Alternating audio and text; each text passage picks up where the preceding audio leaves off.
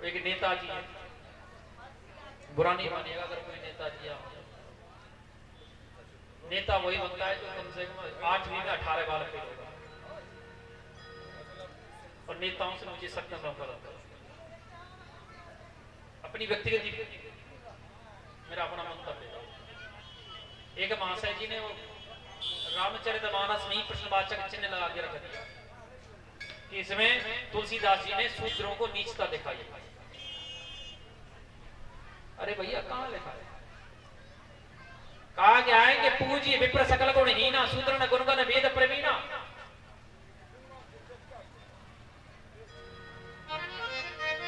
वेद का अध्ययन कर लेना, कर्म सुधार लेना, जिसके कर्म एक ब्राह्मण के जैसे है वो शूद्र भी वंदनीय हो जाता है। और ब्राह्मण होकर के भी हम लोग शूद्र जैसे कार्य करें तो ब्राह्मण तो होने पर हमें धिक्कार होती है। ब्राह्मण होने के नाते हमने अपनी एंटीना की डोरी को काट दिया, एंटीना काट दिया पिक्चर के, हमारे बाप दादा चलाएंगे। और जब से ये एंटीना कटा है ना, जिसको हम सिखा कहते हैं, और इसमें सिखा में डोरी, पहले बुजुर्ग हैं इनको तो पूर्ण अनुभव है। पहले जब विवाह होते थे तो किसी को साइकिल और रेडियो ट्रांजिस्टर जो होता है रेडियो और टीवी अगर मिल गया तो आसपास के पूरे जिले में हल्ला हो जाता था, वो फलाने के बेटा को टीवी मिला। और पहले ब्लैक एंड व्हाइट टीवी आते थे, टीवियों को चलाने के लिए रामचरितमानस आया करता था रामानंद सागर का, एंटीना सीधा करते थे एल्यूमिनियम का, तभी जाकर के नेटवर्क आते थे टीवी में।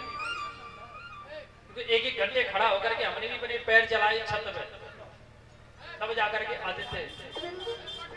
कहने का अर्थ है कि हमारे हृदय कमल रूपी टीवी के अंतःकरण रूपी स्क्रीन को चलाने के लिए हमें शिखा रूपी एंटीना चाहिए, यज्ञोपवीत रूपी केबल चाहिए, तब जाकर के हमारे अंतःकरण में सद्विचार की प्राकट्य रूपी पिक्चर आ। तो चल तो इंटरनेट रहा है तो आएगा कभी 5G, कभी 6G, कभी 4G।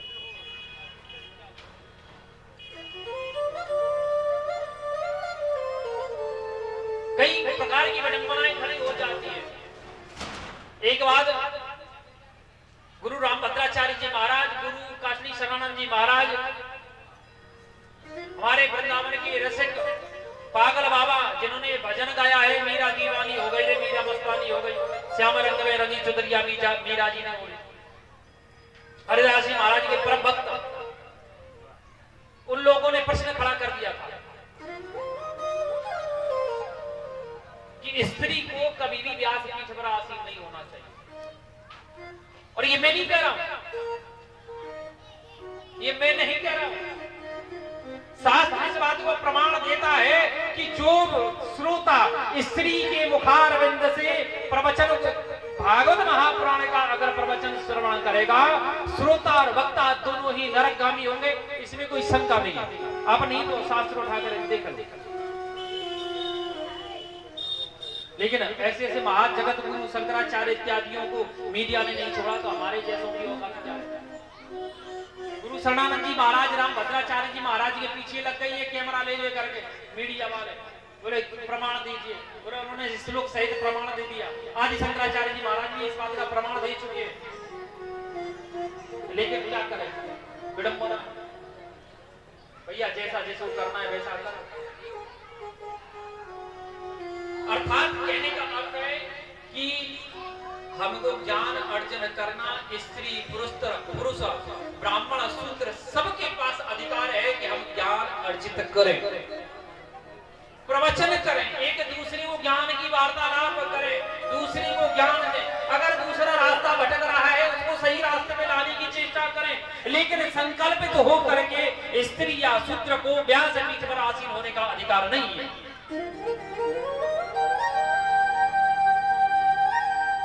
प्रवचन करने का अधिकार है, व्यास पीठ पर आसीन होने का अधिकार नहीं है। लेकिन जितने भी देख लो, जितने भी देख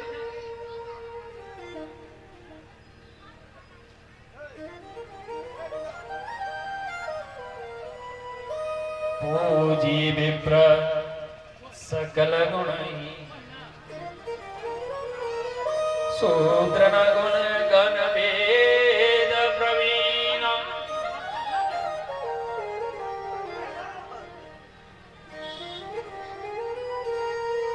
स्वयं भगवान श्री कृष्ण कहे इस बात को ब्रह्म बंधुर न हंतव्य उदाहरण। ब्राह्मण चाहे कैसा भी आतताई क्यों ना हो, वो जो बद्ध योग नहीं है, मारने योग्य नहीं है। ध्यान देना। अब जो लोग और होंगे तो वो कहेंगे महाराज जी आप तो ब्राह्मणों की पक्ष ले रहे हैं, है ना? यही प्रश्न खड़ा होगा, देख लेना कल। हाँ। ये गलत है। मनुष्य जाति से ब्राह्मणत्व को नहीं पहचाना जाता। ब्रह्मांड का ज्ञान करे वही ब्राह्मण है।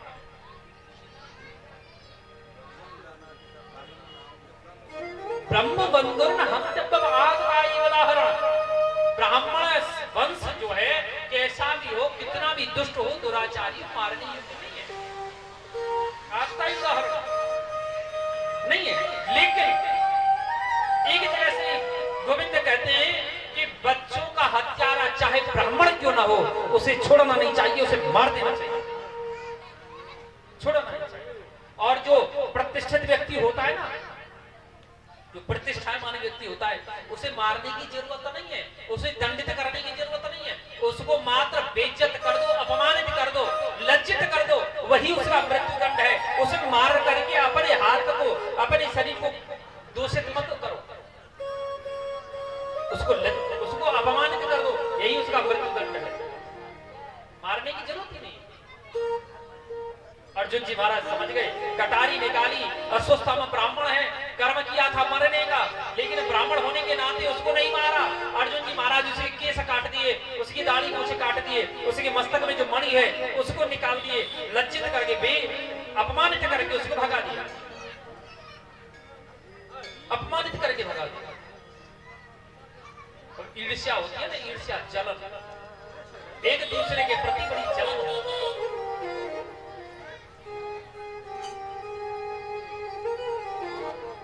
दादाजी जलन का थोड़ा विचित्र राग है। चाहे मेरी एक आंख फूट जाए, लेकिन मेरे पड़ोसी की दोनों आंख फूटनी चाहिए। ये ईर्ष्यालु का पहचान। चाहे वो अपनी एक आंख फोड़वानी पड़ जाए, कोई बात नहीं, पत्थर की लगवा लेंगे, दरभंगा में या सहरसा में जाके, लेकिन पड़ोसी की दोनों फूटनी चाहिए। कैसे नहीं करेंगे? हे भगवान, पड़ोसी की रोज दोनों आंख फूट जाए तो बड़ा अच्छा रहेगा। ये ईर्ष्या है।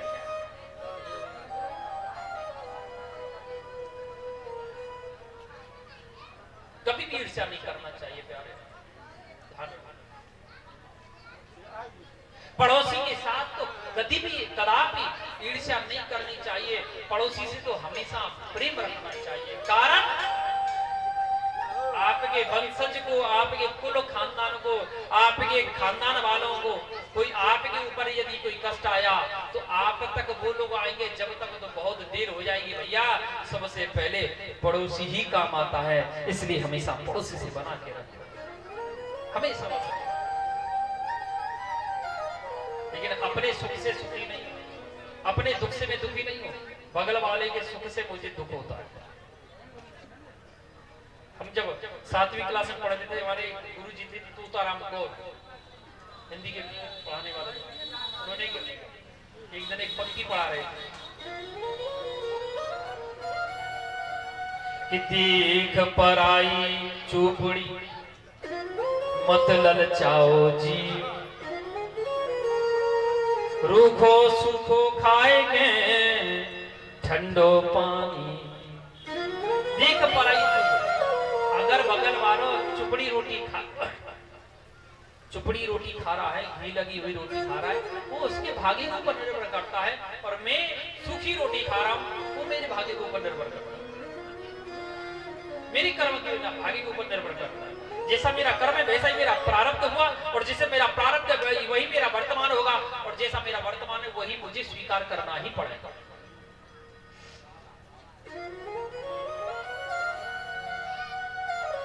अस्वस्थ कार्य किया था मरने का, लेकिन द्रौपदी की कृपा, गोविंद की कृपा, जो उसको मारे नहीं अर्जुन छोड़ दिए, उसके मन में ईर्ष्या आ गई। वो क्या किया, अपने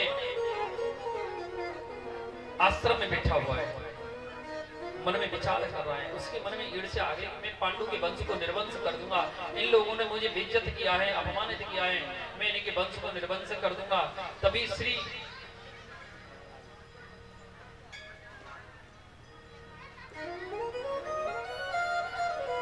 मन में विचार आया कि अभिमन्यु तो वीर गति को प्राप्त हो गया, पांचों पांडव आज मैंने मार दिए, पांडु के वंश में और कौन बचा है, और कौन बचा है पांडु के वंश में। उसको अचानक ही याद आ गई कि जब जो अभिमन्यु वीर गति को प्राप्त हुआ था ना, उस समय मैंने सुना था कि उसकी पत्नी उत्तरा गर्भवती है, आज उसको 9 महीने पूर्ण होने वाले हैं। अगर मैं गर्भस्थ शिशु को मार देता हूं तो पांडु का वंश निर्वंश हो जाएगा।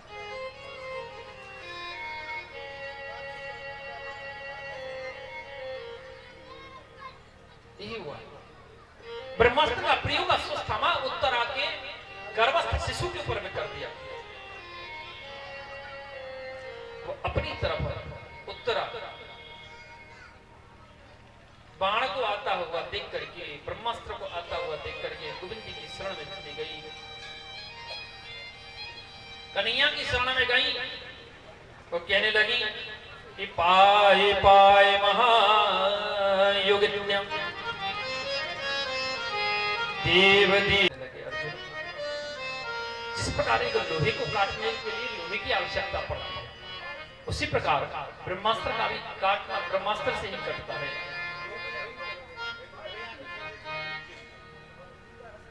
इस प्रकार जैसे ही गोविंद ने इशारा किया तो तुरंत श्री अर्जुन जी महाराज ब्रह्मास्त्र का अनुसंधान किए, ब्रह्मास्त्र चला गया। अगस्त मुनि आकर के दोनों ब्रह्मास्त्र को रोके, कहे कि दोनों लोग वापस करो। अर्जुन तो वापस कर लिया, लेकिन अश्वत्थामा वापस नहीं कर पाया, क्योंकि अश्वत्थामा को उसके पिता द्रोणाचार्य ने ब्रह्मास्त्र का चलाना सिखाया, वापस करना नहीं सिखाया।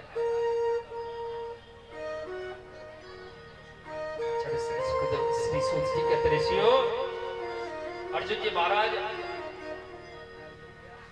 अश्वत्थामा को बंदी बना करके द्रौपदी के सामने ले आए।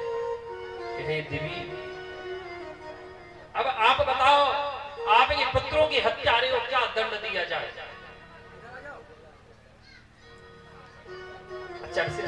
कहते ऋषियों, जो द्रौपदी कन्हैया को अपना सखा कहती हो, मित्र कहती हो, भाई कहती हो, जो कन्हैया द्रौपदी को अपनी सखी कहता हो, बहन कहता हो, मित्र कहता हो, क्या वो कठोर हृदय हो सकती है?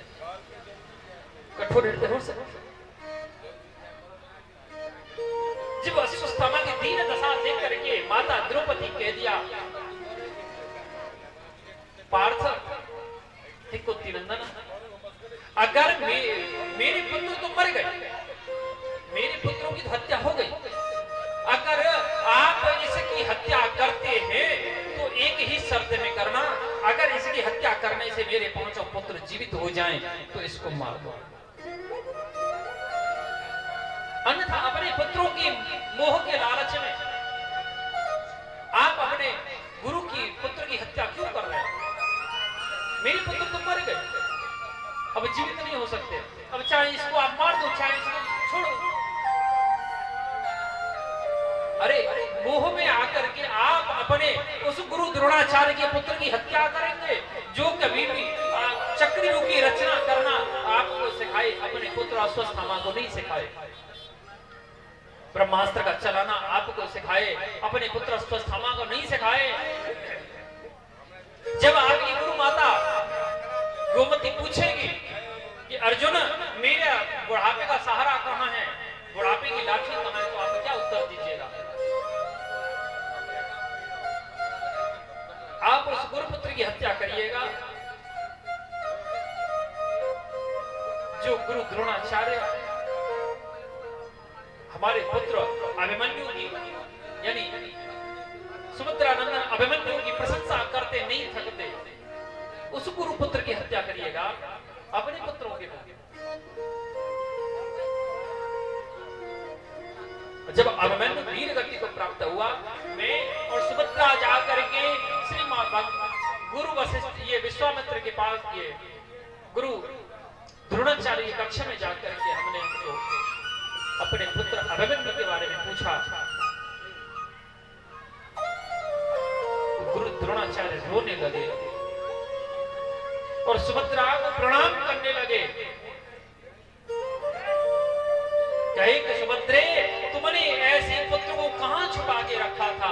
ऐसा पुत्र तो मेरा शिष्य बनने योग्य है। अरे अभिमन्यु जैसे शिष्य का गुरु हो जाना एक गौरव की बात है।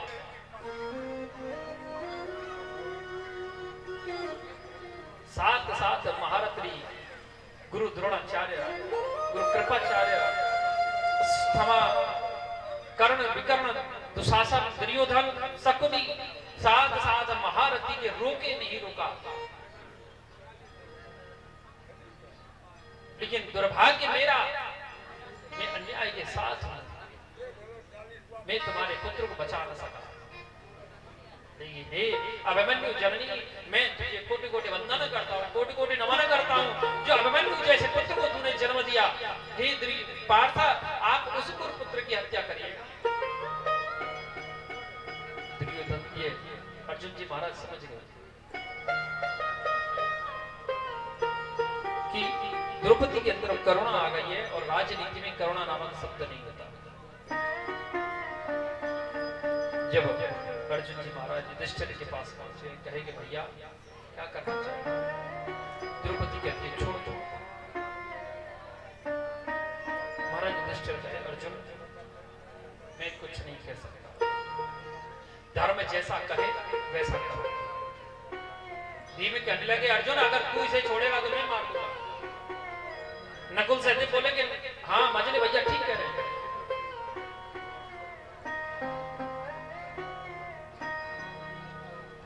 आखिरकार गोविंद की शरण में अर्जुन जी महाराज गए। जाकर के गोविंद को कहे कि प्रभु मेरी रक्षा करो। तब कन्हैया कहने लगे, ब्रह्म बंधुर्नहंतव्यम आगताई वदाहरण मयेगो भयमामनातम परपनुशासन कि पूजिए विप्र सकल गुणहीना, पूजिए विप्र सकल गुणहीना। विधवा हो गई,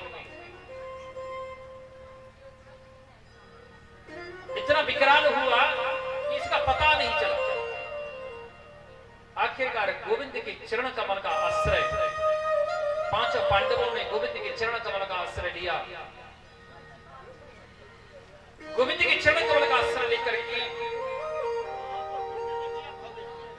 प्रलयकारी महाभारत नामक युद्ध को विजय की ओर ले गए। और जब युद्ध की ओर ले गए,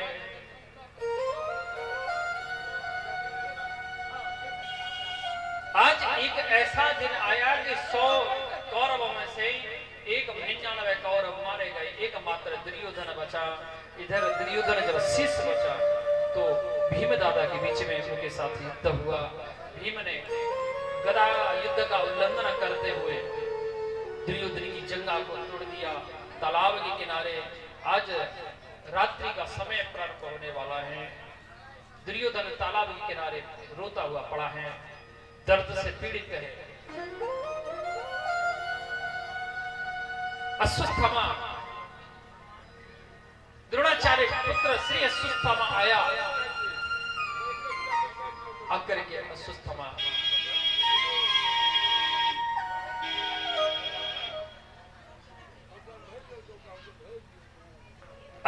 आकर के और श्री दुर्योधन ने पूछा, बोले मित्र क्या बात है, आपके साथ ऐसा किसने किया है? मुझे बताओ, मैं उसको दंड दूंगा। दुर्योधन कहने लगा, बोले मित्र दंड की बात को छोड़ो, लेकिन आज मैं सब कुछ हार गया। ठीक है, मुझे पता है कि मैं मरूंगा, मेरी मृत्यु को प्राप्त होना निश्चित है, लेकिन अगर कोई पांचों पांडवों की हत्या अगर कर दे तो मैं अपने आप को आज हारते हुए भी विजयी को मानूंगा, आज ही विजयी मानूंगा। दुर्योधन की बात सुन करके ये अश्वत्थामा कहा कि आप चिंता मत करो, मैं ये आपका स्वप्न पूरा करूंगा। कह करके अश्वत्थामा सीधा पांचों पांडवों के टेंट की तरफ, पांचों पांडवों के शिविर की तरफ चलने लगा। जब पांचों पांडवों की शिविर की तरफ जा रहा है तो शास्त्र कहता है कि जाको रागे साइया मार सके नहीं को, और बाल न बांका कर सके जो जग वेरी हो। इस प्रकार पांचों पांडव अपने कपड़ा के टेंट में सोए हुए हैं। उनके पास द्रौपदी के 5 पुत्र, ध्यान देना, एक महाराज युधिष्ठिर का बेटा है, एक महाराज भीम, एक महाराज अर्जुन, एक महाराज नकुल, एक महाराज सहदेव का, 5 पांडवों का एक एक बेटा। द्रौपदी के 5 पुत्र भी अपने 5 पिताओं के साथ सोए हुए हैं। रात में नींद खुल गई अर्जुन की महाराज। अर्जुन बाहर आकर के देखे कि बाहर हाथ में लकड़ी लेकर के गोविंदा पहले जारी कर रहे हैं। गोविंद को देख करके श्री अर्जुन जी महाराज कहे, गुरुदेव प्रभु। गोविंद कहने लगे, अर्जुन आप सोई नहीं है क्या? बोले प्रभु हमें खाई की चिंता है, हम तो सोएंगे, हमें कोई कष्ट नहीं है, हम तो सोएंगे निश्चित।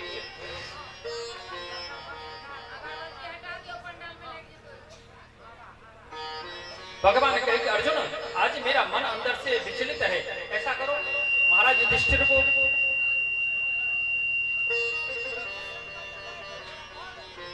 महाराज युधिष्ठिर को लेकर के आओ, नकुल सहदेव भीम को ला के लाओ, और मैं चाहता हूं कि आज आप यहां नहीं सोइए, आप दूसरे स्थान में चलिए। 5 पांडवों को लेकर के गोविंद दूसरे स्थान में चले गए, लेकिन दुर्भाग्य से द्रौपदी के 5 पुत्र वहीं सोते हुए रह गए। जब द्रौपदी के 5 पुत्र वहीं सोते हुए रहे, अश्वत्थामा आया, एक ही बाण से 5 पुत्रों का सिर काट लिया। सिर काट करके 5 पांडवों के सिर समझ लिया और कपड़ा में बांध करके बड़ी प्रसन्नता के साथ दुर्योधन के पास ले गया। कहा कि बोले मित्र देखो बधाई हो, आज 5 पांडवों की हत्या हो गई, देखो मैं आपका कार्य सार्थक करके आया हूं।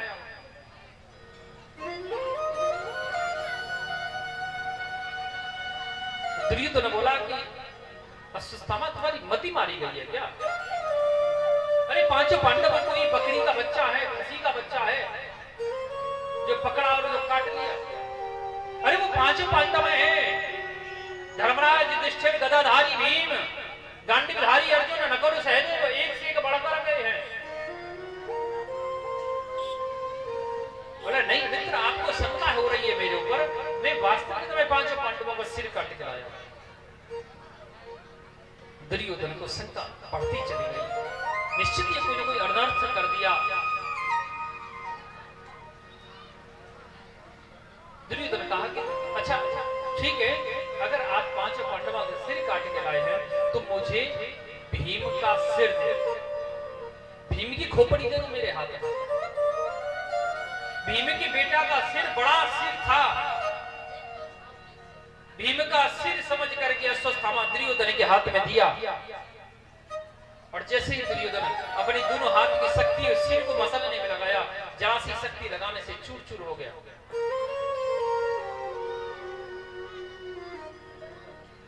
अब दुर्योधन रोने लगा, अरे अश्वत्थामा, अरे दुष्ट तूने कोई अनर्थ कर दिया, ये 5 पांडव नहीं है, ये उजाला करके देखो ये कोई और है, 5 पांडवों का सिर नहीं।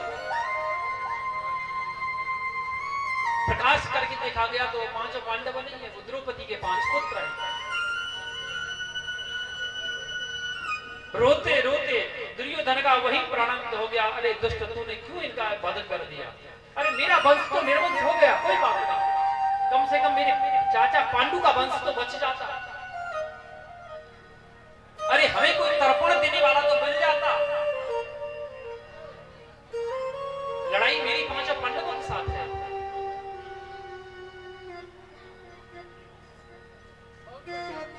वही दुर्योधन का प्राणांत हुआ। आचार्य श्री सूत जी कहते, ऋषियों, जिस माता के 5 निरपराध बच्चों की हत्या अगर कर दी जाए, उस माता के हृदय में कितना कष्ट होता होगा।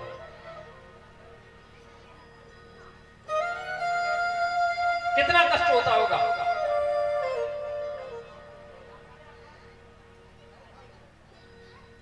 द्रौपदी रोने लगी। अर्जुन श्री भगवान गोविंद को सारथी बनाकर रथ लेकर के अश्वत्थामा के आश्रम की ओर दौड़ लगाई। दोनों के बीच में युद्ध हुआ। अश्वत्थामा ब्रह्मास्त्र का प्रयोग कर दिया। ब्रह्मास्त्र को अपनी ओर आता देख करके इसलिए अर्जुन जी महाराज घबरा गए। कृष्ण कृष्ण महाभाव भक्ता नाम भयंकर, तुम्हें गो ब्रह्मा तुम्हें गोदम्मान नाम परमो असि संसरति। कृष्ण महाभाव भक्ता नाम भयंकर, हे गोविंद, हे महाभाव, बचाओ, मेरी रक्षा करो, ये ब्रह्मास्त्र मुझे जला करके भस्म कर देगा।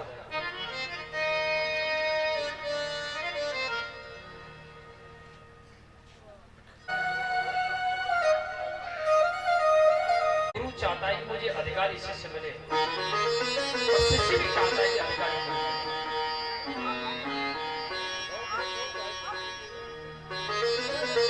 श्री सुखदेव जी को आता हुआ देख करके वेद व्यास जी महाराज दोनों हाथ फैला करके आलिंगन किए।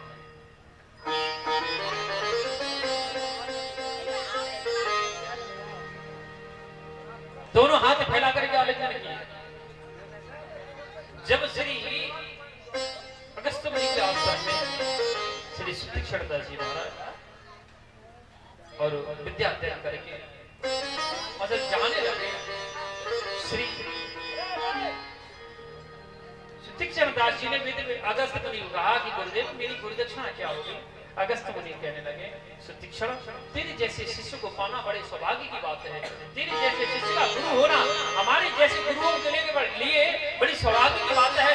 पुत्र, मेरी गुरुदक्षिणा यही होगी कि यदि तुझे कहीं मेरे मर्यादा पुरुषोत्तम भगवान श्री राम के दर्शन हो जाए तो मुझे दर्शन करा देना, यही मेरी गुरुदक्षिणा होगी।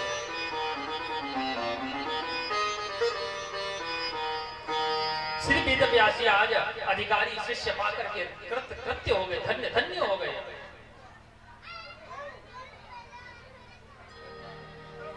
लेकिन अगर वेद व्यास जी महाराज संसार के सामने कहते कि मेरे पुत्र श्री सुखदेव ने काम क्रोध लोभ मोह अहंकार को जीत लिया है, तो संसार विश्वास नहीं करेगा। लेकिन शौनक ऋषि श्री राजा जनक इस बात को कहे कि वेद व्यास जी के सुपुत्र श्री सुखदेव ने काम क्रोध लोभ को जीत लिया है, तो संसार को विश्वास करना ही पड़ेगा।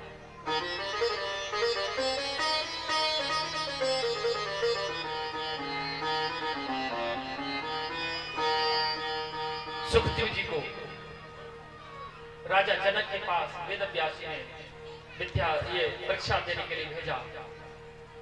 श्री राजा जनक काम क्रोध लोभ मोह अहंकार की उनकी परीक्षा किए और घोषणा कर दिए कि वेद व्यास नंदन श्री सुखदेव जी महाराज ने काम क्रोध लोभ मोह अहंकार को जीत लिया है।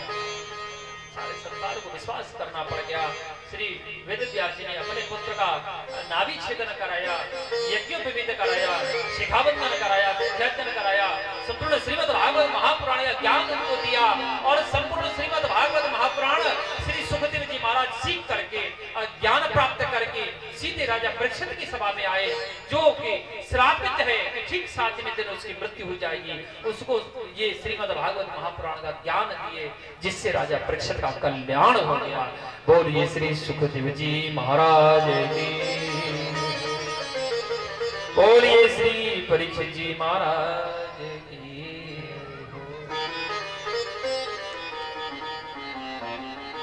श्री सूत जी की बात सुनकर सौनक ऋषि कहने लगे, गुरुदेव ये परीक्षित जी कौन है? परीक्षित जी कौन है? और इसको 7 दिन में मरने का श्राप क्यों लगा?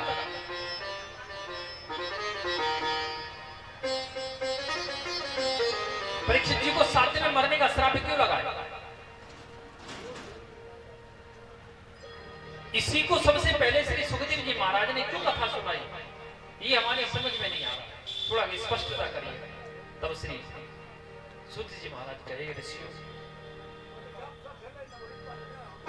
राजा परीक्षित की कथा को सुनाना मैं कोई अधिक आवश्यक नहीं समझता, लेकिन सुनाऊंगा अवश्य, क्योंकि वो भक्ति की कथा भगवान की कथा से कमजोर नहीं होती, जो भक्ति की कथा अपना संबंध भगवान की कथा से जोड़ती है।